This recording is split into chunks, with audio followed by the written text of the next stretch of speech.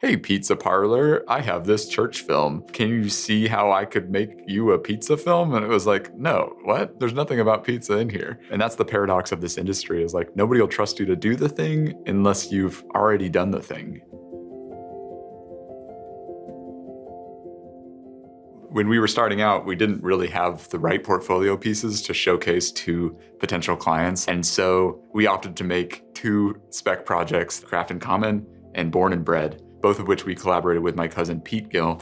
And with our powers combined, we were able to leverage his DP capabilities and my directing capabilities and make 2 Chef's Table-esque brand films that went on to be a showcase to clients of like, look at what we can do with cinematic storytelling and using food and beverage to illustrate a hero's journey structure of the founders of both brands. I think we're really attracted to brands that have intentionality behind everything they do. And the moment Danny and I went to the soft opening of Craft Common, we could just kind of feel the intentionality oozing out of everything there. And yeah, the moment we found out that their 3 craft lattes were inspired by this cross-country road trip that Lindsay and Brandon went on as founders. We just got so excited by the opportunities that provided on a cinematic level. And we created these stylized reenactments of the RV trip and how those individual experiences inspired the flavors and ingredients that went into the lattes and the design of the tables and the coffee bar and everything that's in Craft Common. And at the end, we even have this like ambitious match cut sequence that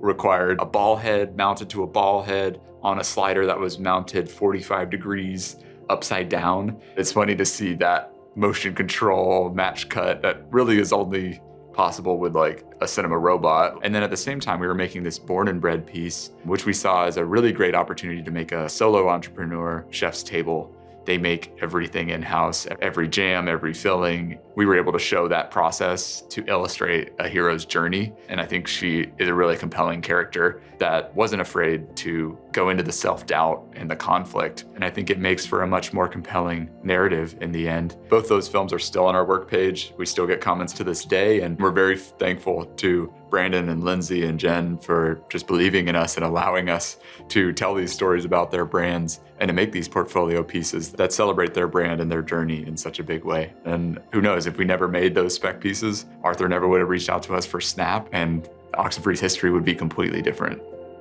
I think you're in love. We're a part of your community. Are you gonna fail? There's no compromise. It just gave me a voice. We want to be best in class. Liftoff. We have a liftoff.